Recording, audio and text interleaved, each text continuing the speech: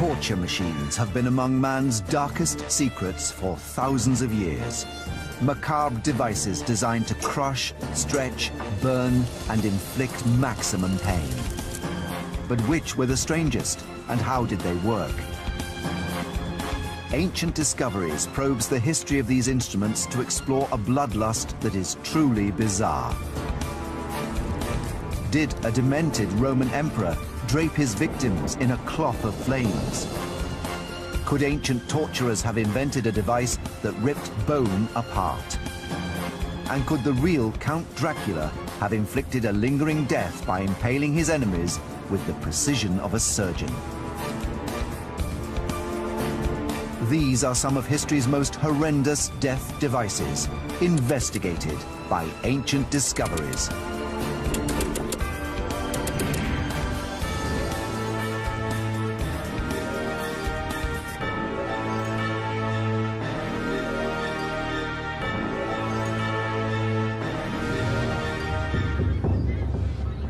Historical documents contain descriptions of injuries, mutilations, and deaths caused by torture machines. But are these accounts accurate?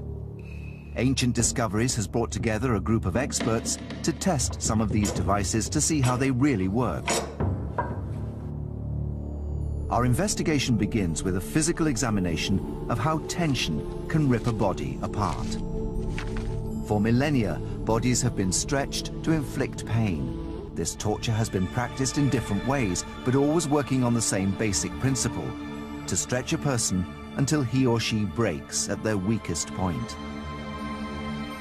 There are historical accounts of how this strain acts on the body, but there's been little scientific evidence to support them until now. Traditionally, we regard joints as being the weakest part of the body because there's not bone across joints. Bone is visualized as being very hard and very resistant to stress forces. Traditionally, if something's going to be ripped apart, it will be at a joint. But this may not always be true. What if ancient torturers designed a machine that applied tension to the body in such a way that it left joints undamaged and ripped bones apart instead? No self-respecting torture chamber would be complete without a rack.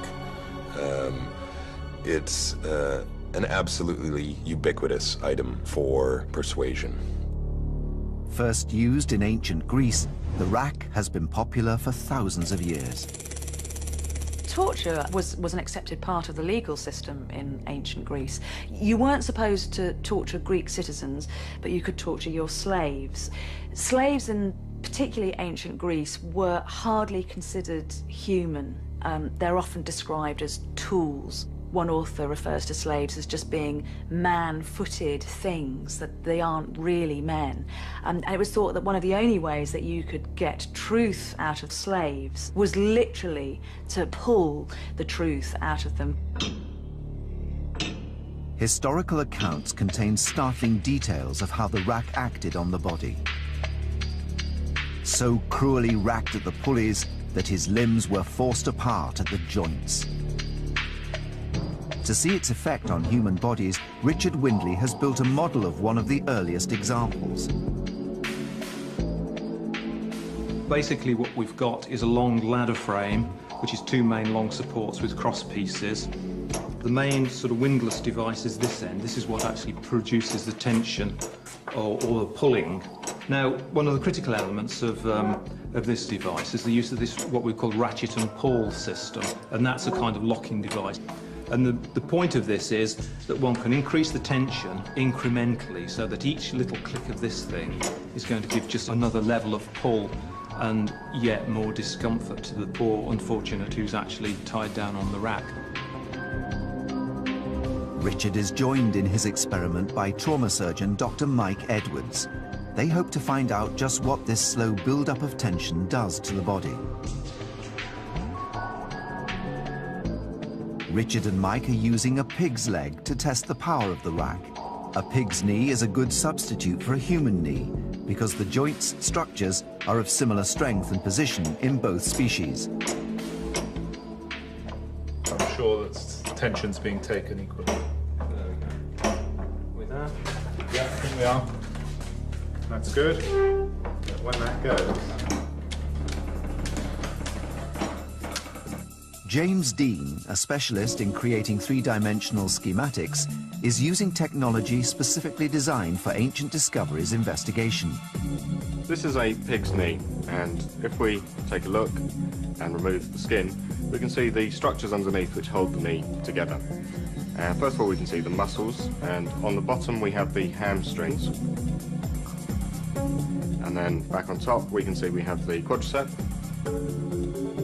the tendons which connect the muscles to the kneecap, and then we also have the ligaments which are responsible for the bone-to-bone connections. Now if we simulate the rack and we start applying tension to the model, you can see that first of all it's the muscles which are opposing this force, and the muscle fibres are contracting and it's trying to pull and hold the knee together.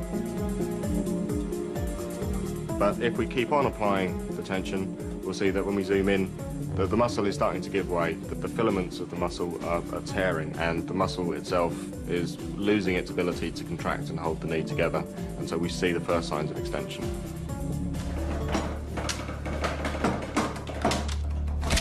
Hold up. We've got movement here. Got some creaking. We've got some creaking.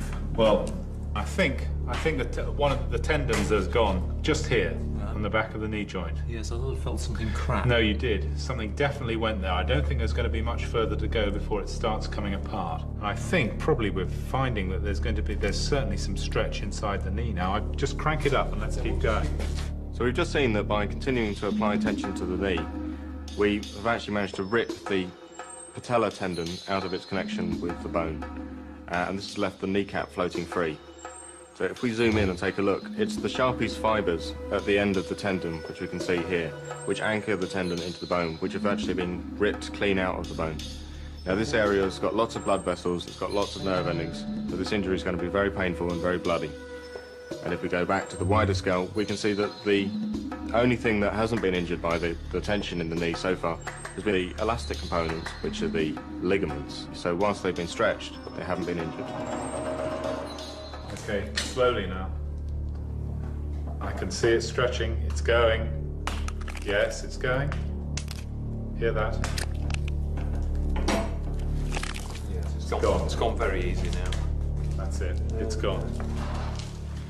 It's gone. We can see the two halves. Oh, well, that's interesting. This isn't what I expected at all.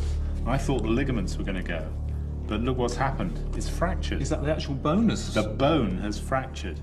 You've pulled apart the bone. Good gracious. The joint itself is still articulating. is still articulating. But what you've done is you've pulled the bone off. Actually broken the bone. You've broken the bone with the traction. The rack has pulled apart the bone and left the ligaments of the knee intact. This contradicts both the ancient accounts and modern expectations, because bone is believed to be a stronger material than ligament. But what if this is not true in all cases? Could it be the rack's incremental build-up of tension that accounts for this surprising result? As we continue to apply tension, we can see that finally it's the bone itself which is pulled apart. And we can see that the growth plate, which is the area of the bone where new tissue forms, is the weakest part of the bone, and this is where the bone has actually ripped into two pieces. Because of the way in which the rack slowly increases tension, we can see that the elastic components, which are the ligaments, whilst they've been extended, they have survived effectively uninjured. The inelastic components in the joint, which are the tendon and the bone, have been ripped apart. This new insight into one of history's most common torture devices can be explained. Because ligaments are more elastic than bones, the gradual increase in tension stretches the ligaments but breaks the bones. If the rack had pulled suddenly, however, the ligaments would have snapped and the bone remained intact. Well, that was really interesting. It didn't go quite like I thought it would. I had expected the ligaments to go, but what we had was a fracture. So I think we've actually discovered something today. And when we thought before that we'd have just a ligament rupture, now we know that if we put somebody on a rack, then probably they're going to get fractures. To pull a bone apart with such apparent ease, that really changes my view on how the rack acts on the body.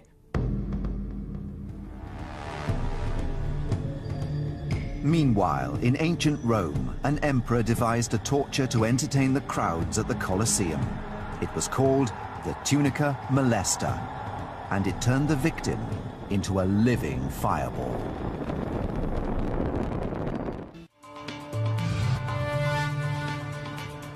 In the ancient world, the masses were often entertained with displays of torture and death, and this was never truer than in the Roman games. These huge spectator events were put on in amphitheaters across the entire Roman Empire. We hear all kinds of accounts of very, very, very gruesome, very showy forms of torture being developed so that somebody can die an excruciating death in front of your eyes. One man who particularly enjoyed these ingenious new torments was the Emperor Nero. Among the Roman emperors, Nero stands out as kind of infamous for his use of torture and public spectacles. He made them elaborate festivals of pain.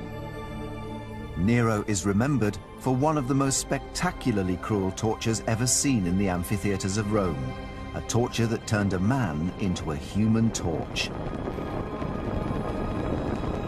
An account written by the 1st century poet Lucilius describes a torture designed at the request of Emperor Nero. It was called the tunica molesta. The tunica molesta is a particularly unpleasant reenactment of the mythological death of Hercules. Hercules was tricked, in myth, into putting on a poisoned tunic. The poison burnt his flesh to the bone. The pain was so unbearable that Hercules set himself on fire.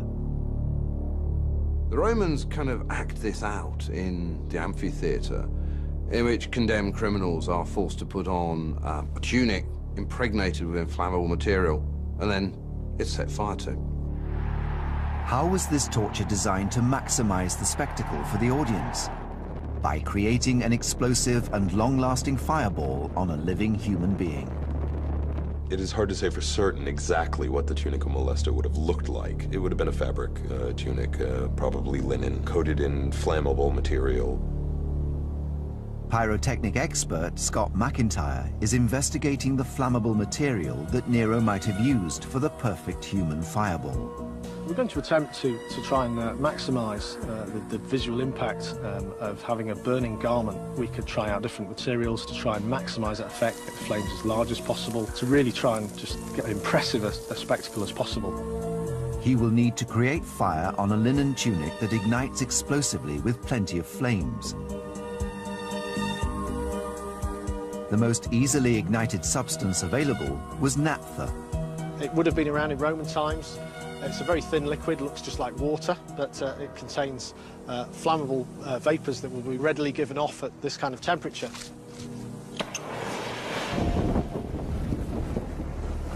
Now that did ignite, possibly a little bit too quick because it's all gone. We did get an instant burst of flame there, but it didn't last very long. It was quite spectacular, but very, very short-lived. There is an historic document, however, Fox's Book of Martyrs, that suggests how large, rapid flames and a long-lasting burn may have been achieved. He had some dressed in shirts made stiff with wax and set on fire in his gardens. Nero's technicians could have used a wax or paste. By thickening a flammable liquid into a paste, they would have been able to apply more of the fuel to the linen, resulting in a longer-lasting burn. I have a thickening agent here, which hopefully mixed with the naphtha will allow us to bulk it up so we can actually get a large body of fuel on the garment, and then hopefully we can extend that burning time and still harness the same properties that we have, the instant ignition, big yellow flames. Straight away, you can see it's sticking very, very well.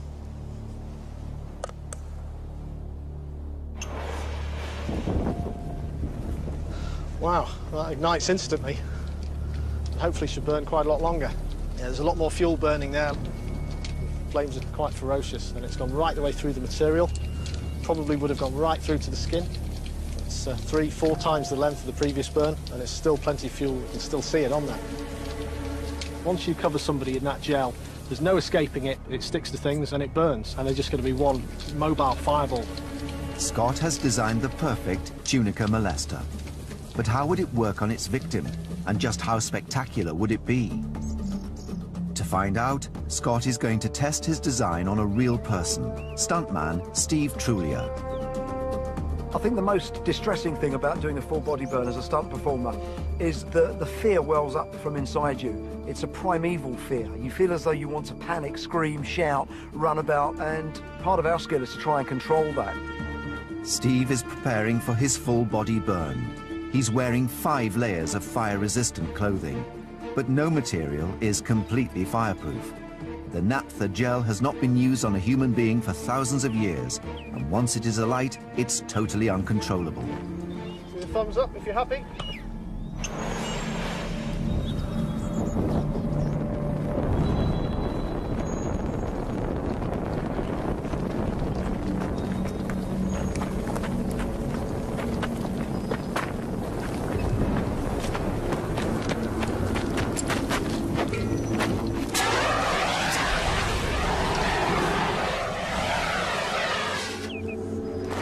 Steve, you're out. Hey, Steve!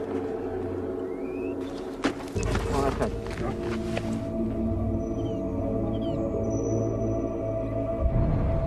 Thank you very much, Steve. Whoa! How's that feel?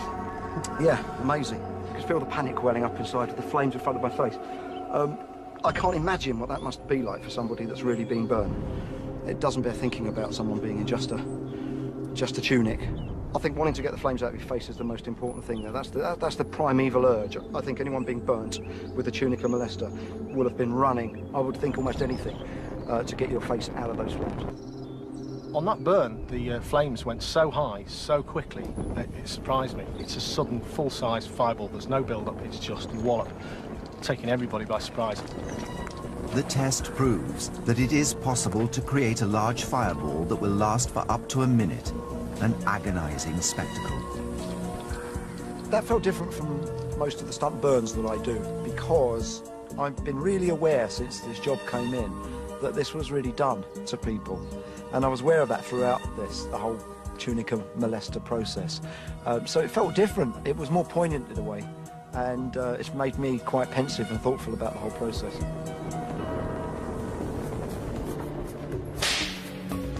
Whipping was a common form of punishment in the ancient world. The whip is and always has been a very, very effective device for causing pain for either punishment or for torture. The very simplicity of it is one of its great attributes. It was never more popular than in the Roman Empire. The Romans seem to favour whipping. You know, famously we think about Jesus Christ being flogged on his way to the cross. Flogging was a very, very usual form of punishment. This popularity led to developments in the technology of the whip, and the most fearsome of all was the scorpion. This has actually got metal attachments on the end which are hooked, and these are actually sharpened, so this is going to be a really very nasty device. If these hook into the flesh and they're snatched back, you know, one would imagine that these are going to cause quite significant injury.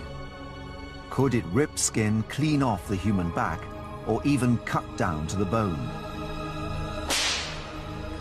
Within the Roman Empire, punishment could only be administered under strict laws. There were special rules passed which only permitted a maximum of 40 strokes. It was a punishable offence to administer more than 40 lashes. Exceeding 40 strokes risked accidental death. What was often done, they would only actually inflict 39, so any errors of counting and then still be on the safe side. To discover what 39 scorpion lashes could do to flesh, Richard Windley will be joined by trauma surgeon Mike Edwards. They will test the effect of the whip on a pig carcass. Pig flesh is a close representation of human flesh because the skin and tissues are similar in both species.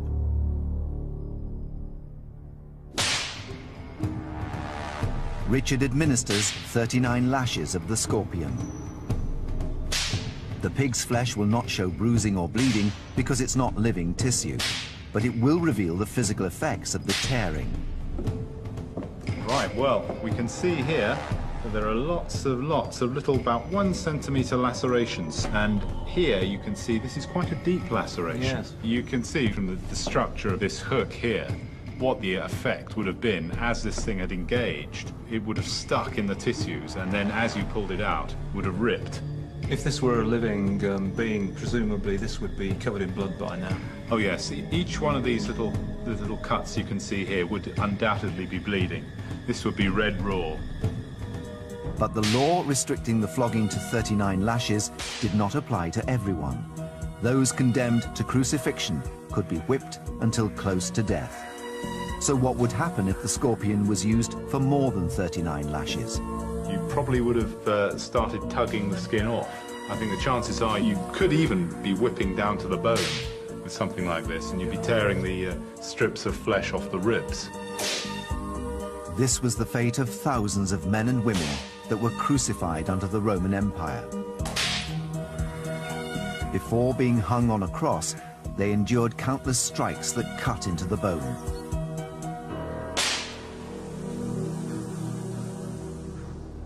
Another form of cruel punishment was used centuries later in medieval Europe, when the penalty, it was believed, should fit the crime.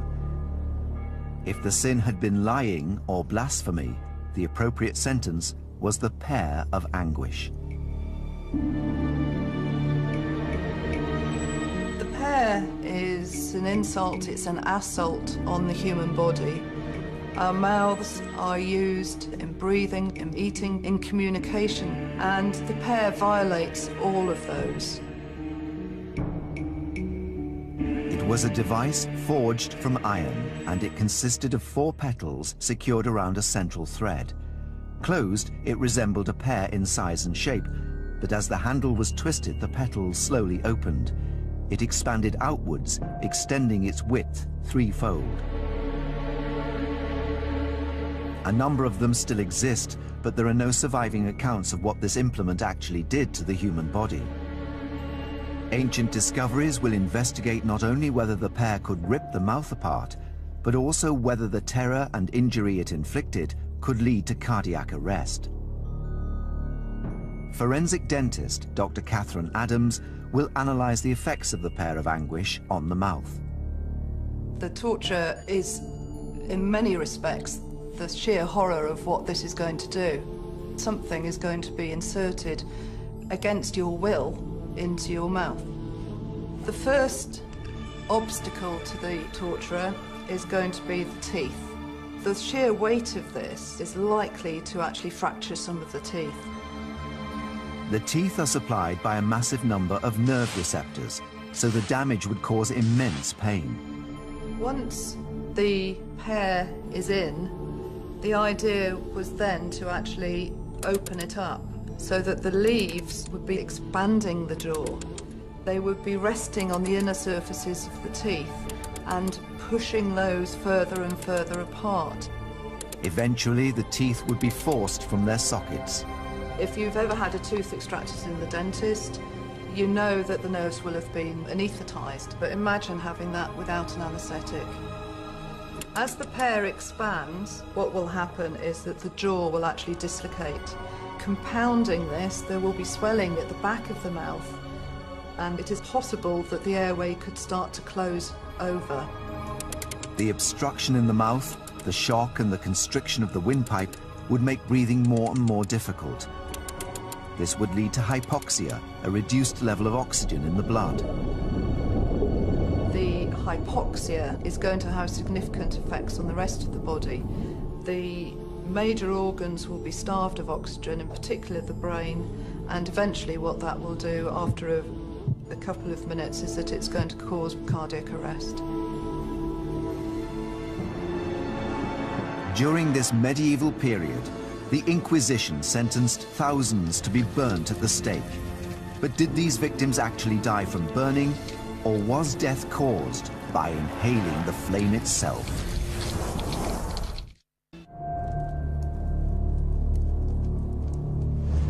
Medieval Europe was subjected to the Inquisition's reign of terror.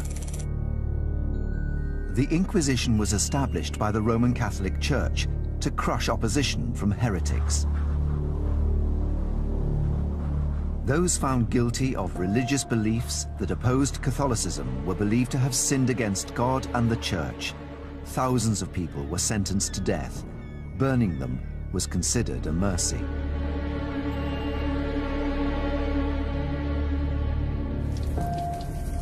It was believed that through the fires, a kind of taste of the fires of hell, there was the smallest chance that the victim might actually be able to receive redemption and salvation. It was the authorities trying to give them a chance at an eternal afterlife in heaven rather than consigned to the eternal flames of hell. Many historical texts still exist that describe the final moments of these victims. But there remains a fundamental mystery. How did fire actually kill people on the stake? Did they slowly burn to death, or did they die by inhaling the flame itself? In 1555, the Reverend John Hooper, Bishop of Gloucester, was burnt at the stake for refusing to convert from the Church of England to Catholicism. It was said that he slowly burnt to death while remaining conscious, and prayed even as his face blackened from the flames. An eyewitness account provides clues as to how he died.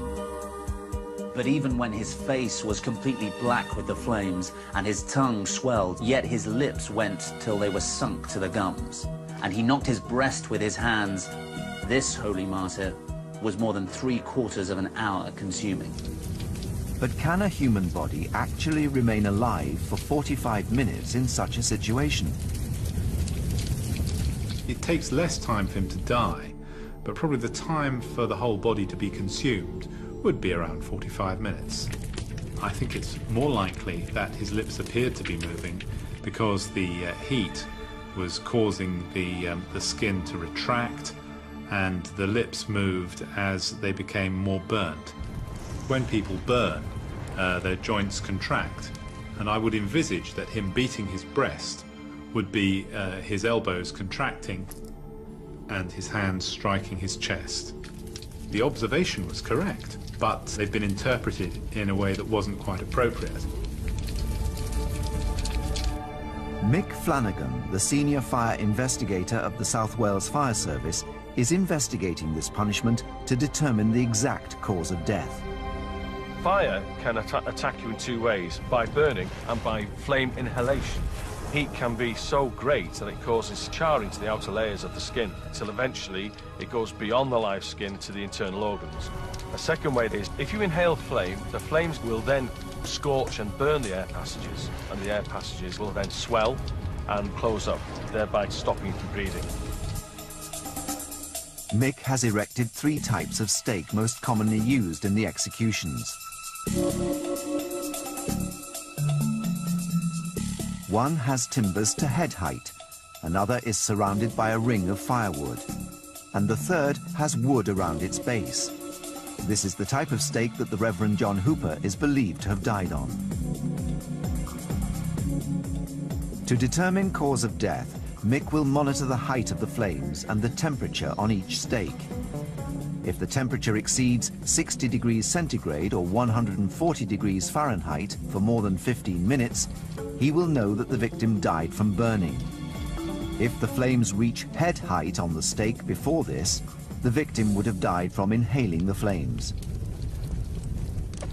Almost immediately, there is a reading from one of the stakes.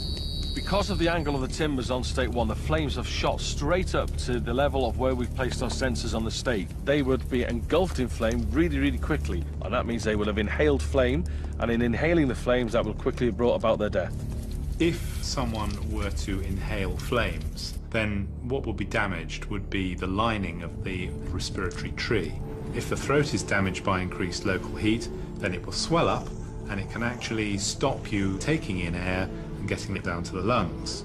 The victim would die of suffocation, and if the flame reached even further into the lungs, it will also cause an inflammatory response, and fluid will accumulate in the lungs, and effectively you can drown in your own secretions. So the person on the stake with the timbers to head height would be dead within 2 minutes. But what about the type of stake John Hooper was tied to? Whoever was tied to that stake would now begin feeling the absolute agony of the skin coming away from their lower legs, working its way up their thighs and the lower parts of their body. Their injuries will get progressively more serious the longer this exposure lasts. Burns are rated from 1st to 3rd degree. A 1st degree burn involves literally just heating of the epidermis, and all you see is redness of the skin. A 2nd degree burn is one stage of pain more, because there you see the epidermal layer, or the most superficial layer, stripped from underneath and blisters forming. And those blisters can be acutely painful because of the stretching of the overlying skin by the blister. The 3rd degree burn is a full thickness burn, so it involves not only the epidermal layer, but it also involves the dermal layer. Past this point, the skin is dead and the fat, muscle and organs underneath are being destroyed. The victim is still alive and conscious, whilst their lower body is being burnt away. This suffering lasts only a few more minutes until the flames reach the face. They will have inhaled flame, and the same as with stake number 1, they're going to have burns to the inside of the windpipe, which is quickly going to bring about their death. So after 5 minutes, 2 of the victims would have died from inhaling flame. It takes another 10 minutes for the person in the ring of fire to die due to 3rd degree burns to the whole of the body. The temperature at that fire has been about 140 Fahrenheit for a number of minutes now, and the person there would have been suffering massive burns to the whole of the body because the fire is all around them. The flames hasn't actually touched them, but it's the intense heat from the fire that would have brought about huge burns. After 15 minutes, all of the victims would have died, but the causes of death varied. We know that in stakes 1 and 2, the fire would attack the people tied to that stake by flame inhalation, whereas on a 3rd stake, it's the radiated heat that would have caused the death. So modern analysis has shown what really caused people to die on the stake. This discovery can shed new light on the death of the Reverend John Hooper. Historical documents depict him burning on a stake, surrounded at its base with firewood. If this is accurate, then he would first have suffered serious burns to the legs, followed minutes later by injury to the windpipe brought on by flame inhalation. And the Reverend John Hooper would have died from drowning as his lungs filled up with fluid. Perhaps the most gruesome form of torture in history was specifically designed to prolong suffering. Its creator ruled over medieval Transylvania, where he was given the nickname Devil. His real name was Vlad Dracula. Impalement has been used for at least 3,000 years, but one man took this method of torture to a terrifying extreme. Vlad Dracula, also known as Vlad the Impaler. The reason that we remember Vlad is because he was a man of quite exceptional cruelty. His legendary bloodlust inspired the Count Dracula myth. Future generations would associate him with the undead, with vampirism, but the original Dracula was even more terrifying than anything that could be created by Bram Stoker or Hollywood or anyone else. Vlad Dracula impaled his victims in the most terrifying way ever seen. Vlad's favorite method of impalement was horrific. He did it vertically, inserting the stake through the rectum so that it went right up through the core of the body to emerge through the mouth.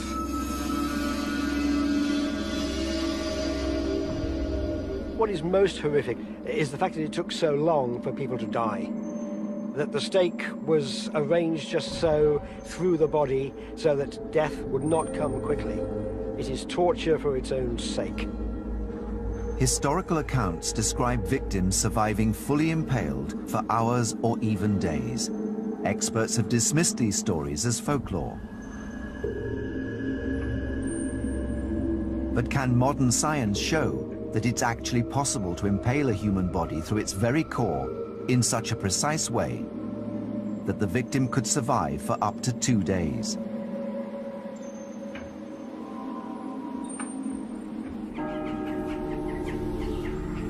Criminologist and historian Marian Troe is traveling to the heart of modern-day Romania to discover the real Dracula, 500 years after his death.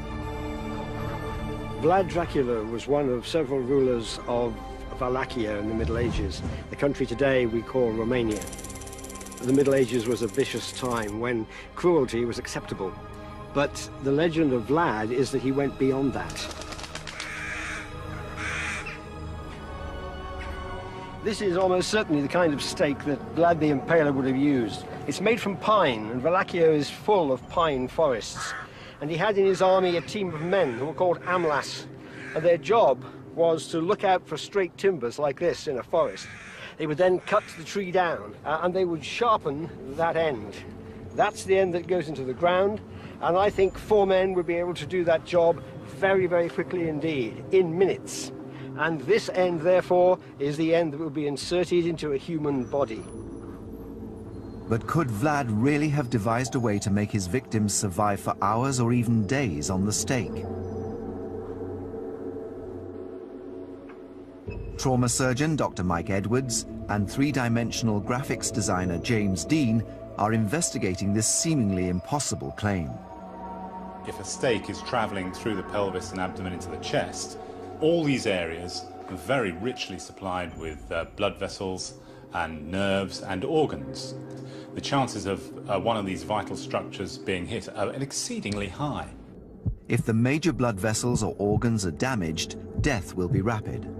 People probably wouldn't be able to live more than a few minutes. James and Mike will impale a computer-generated body to discover whether there is a path from rectum to mouth that can avoid these delicate structures. If such a route exists, then it is possible that Vlad could also have discovered it, and thus devised a method of impaling that prolonged death. We're using a 3D model of a person. We can have a look at bones, we can see the organs, we can see the blood vessels, and we can manipulate that in 3D and see if we can find a route to get a stake to go through it. This is the stake here. If you insert it to this level here, which is about the level of the 5th lumbar vertebrae, So up to about here. Now there's the point. We're in the danger area here. The stake is advancing through the pelvis. If it damages either of the major blood vessels, the vena cava or aorta, the victim would die from internal bleeding within minutes. Now if you advance the stake a little bit further, the stake is coming up behind the bladder, but in front of the main blood vessels. Now, if when, say, Vlad was experimenting with this, he found that people were dying very quickly, he perhaps might decide to alter the angulation to try and avoid those vessels. We've avoided the main blood vessels. So the person will be suffering no life-threatening injuries at this point, but the stake must proceed next through the bowel. Now it's perforated through there. I think it's got to perforate. Okay. There's no way that it could travel all the way up here and all around there. It would seem impossible to impale someone in this way without puncturing the bowel, an injury that releases a flood of bacteria into the body cavity, leading to infection and death within 2 days. It must have been absolutely astonishing amount of pain. And the sort of mind that would want to inflict this, you just can't imagine, can you? Vlad grew up in a violent world. Wallachia was at war with the Turks, and Dracula had been a child prisoner. Dracula was a prisoner of the Turks from the age of 12, and he learned cruelty at their hands. Because of the way of life at the Turkish court, he may well have been sexually assaulted. This, he saw, was a means of revenge. He could use the notion of that sexual assault, and he could twist it in his own mind into impalement. And it colored the whole of the rest of Dracula's life. The victim has been skewered through half of his body, but amazingly would still be alive.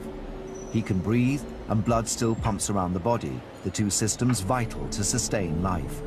Now Mike and James must navigate past the heart and lungs. If this stake went a little bit backwards and through the heart, then death would be within minutes, very quickly. I think we need to maximize this space between the heart and the back of the sternum, because then that will allow our stake to travel up and push the heart backwards rather than perforate it. The sternum, or breastbone, would deflect the stake back into the body. Scraping up the inside of the sternum, we haven't perforated the lungs, and although obviously it must be presenting problems with breathing, I would say breathing would be very difficult and very laboured. Let's just advance the stake, shall we? And let's see how much it impinges the windpipe. It's my impression that probably they would be feeling, if they were still alive, they would be feeling this coming through. And the natural reaction would be to pull the head backwards to allow this thing to come up. That's going on up and up and up. And let's put it right the way through now. In order to survive, the airway must be clear. Yep. And I think, at this point where it's coming through the neck, that is not compatible with life, because you no longer have an airway. At first inspection, it seems impossible to impale someone and keep them alive for days. Death would occur due to suffocation. But James has an idea. Thinking about it, it could be, the taper on it could be much longer, in which case the bit that's coming through the neck and mouth could actually be quite a lot thinner. If the taper on the end of the stake was narrower, it would not block the victim's windpipe and prevent breathing. If this is possible, the ancient accounts might actually be correct.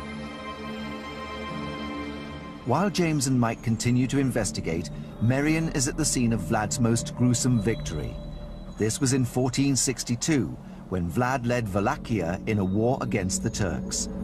His army was only a third of the size of that of the Turks. They were well-trained, well-disciplined, well-organized, and Vlad's army was none of those things. All he has left is shock tactics. And here, in a field, he impaled, according to some accounts, up to 20,000 people. Some of them would have been captured Turks, but most of them were his own people. They were men, they were women, they were children. When the Turks saw that, they stopped in their tracks. Mehmed II, their leader, was astonished and appalled. According to some accounts, he turned his horse around and rode back, and his army followed. The field of the impaled has got to be the most dramatic and dynamic use of torture for intimidation the world has ever seen. Vlad was responsible for this terrible massacre. But could this horror have been made even worse? Could Vlad have acted to keep those 20,000 people alive on the stakes? When the stake came through the mouth, it was too wide and would have suffocated the victim within a few minutes. James is thinning the taper on the stake in an attempt to open the airway and therefore slow death. We can see straight away there that the airway is not compromised that much. They're potentially still alive. So this is potentially how Vlad did it, I think. I think we might have made a discovery here. I think it's entirely possible that he might have been able to. I think so. When you present it this way, you can see it as a clear passageway, can't you? From the rectum right the way through to the top of the neck. So I think we have to take those contemporary texts fairly seriously now. Yeah, I would agree. Vlad put thousands of people to death by impaling them. With this number of executions, it's easy to imagine how he might have experimented with different stake shapes and sizes and different methods to finally develop the most drawn-out and agonizing procedure possible. I was initially unsure as to whether this could have been done. Even when I saw it on 3D reconstruction, I could hardly believe it, but now I think I believe it. Amazingly, the myths surrounding Vlad's extraordinary cruelty could be true. The thousands of men, women and children that Dracula killed could have taken up to 2 days to die while fully impaled on a stake.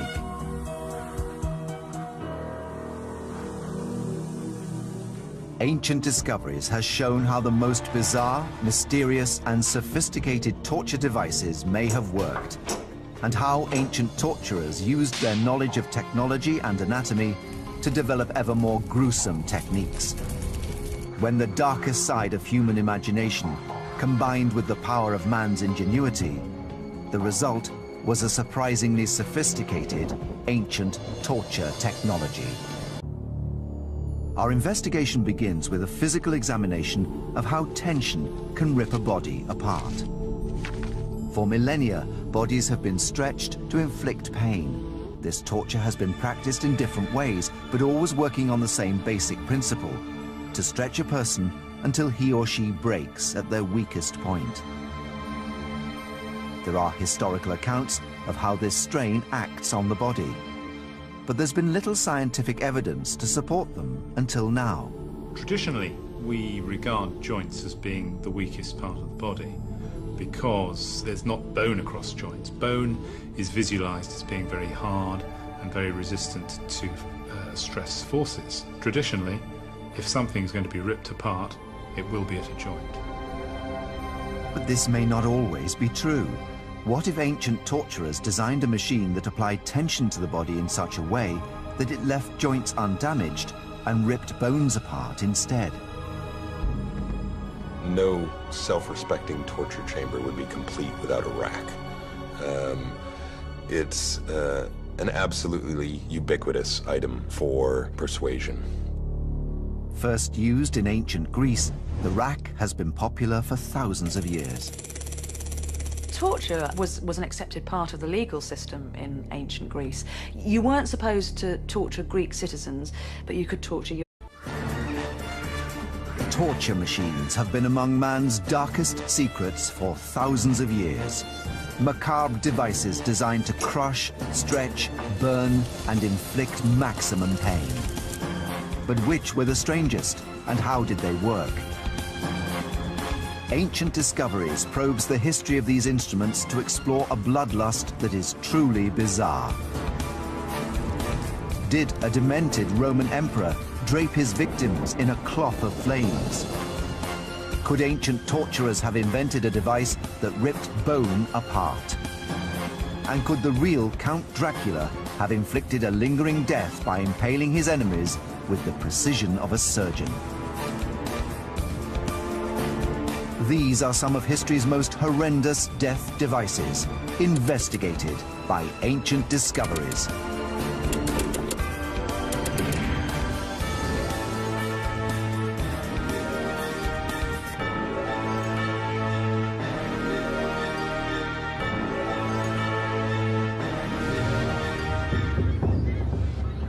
Historical documents contain descriptions of injuries, mutilations, and deaths caused by torture machines.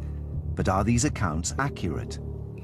Ancient Discoveries has brought together a group of experts to test some of these devices to see how they really work. Your slaves. Slaves in particularly ancient Greece were hardly considered human. They're often described as tools. One author refers to slaves as just being man-footed things, that they aren't really men. And it was thought that one of the only ways that you could get truth out of slaves was literally to pull the truth out of them. Historical accounts contain startling details of how the rack acted on the body. So cruelly racked at the pulleys that his limbs were forced apart at the joints. To see its effect on human bodies, Richard Windley has built a model of one of the earliest examples. Basically what we've got is a long ladder frame, which is two main long supports with cross pieces. The main sort of windlass device is this end. This is what actually produces the tension or the pulling. Now, one of the critical elements of this device is the use of this, what we call ratchet and pull system, and that's a kind of locking device. And the point of this is that one can increase the tension incrementally so that each little click of this thing is going to give just another level of pull and yet more discomfort to the poor unfortunate who's actually tied down on the rack. Richard is joined in his experiment by trauma surgeon Dr. Mike Edwards. They hope to find out just what this slow build-up of tension does to the body. Richard and Mike are using a pig's leg to test the power of the rack. A pig's knee is a good substitute for a human knee because the joint's structures are of similar strength and position in both species. I'm sure that tension's being taken equally. There we go. With that? Yeah, I think we are. That's good. When that goes. James Dean, a specialist in creating three-dimensional schematics, is using technology specifically designed for Ancient Discoveries investigation. This is a pig's knee, and if we take a look and remove the skin, we can see the structures underneath which hold the knee together. First of all, we can see the muscles, and on the bottom we have the hamstrings. And then back on top we can see we have the quadricep, the tendons which connect the muscles to the kneecap, and then we also have the ligaments which are responsible for the bone-to-bone connections. Now, if we simulate the rack and we start applying tension to the model, you can see that first of all it's the muscles which are opposing this force, and the muscle fibres are contracting, and it's trying to pull and hold the knee together. But if we keep on applying the tension, we'll see that when we zoom in, the muscle is starting to give way, that the filaments of the muscle are tearing, and the muscle itself is losing its ability to contract and hold the knee together, and so we see the first signs of extension.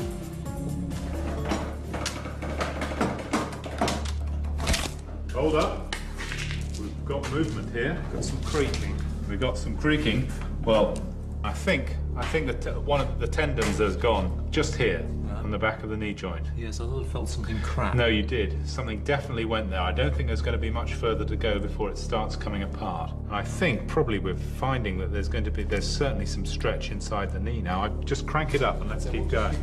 So we've just seen that by continuing to apply tension to the knee, we have actually managed to rip the patella tendon out of its connection with the bone, and this has left the kneecap floating free. So if we zoom in and take a look, it's the Sharpie's fibres at the end of the tendon, which we can see here, which anchor the tendon into the bone, which have actually been ripped clean out of the bone. Now this area has got lots of blood vessels, it's got lots of nerve endings, so this injury is going to be very painful and very bloody. And if we go back to the wider scale, we can see that the only thing that hasn't been injured by the tension in the knee so far has been the elastic components, which are the ligaments. So whilst they've been stretched, they haven't been injured. Okay, slowly now. I can see it stretching, it's going. Yes, it's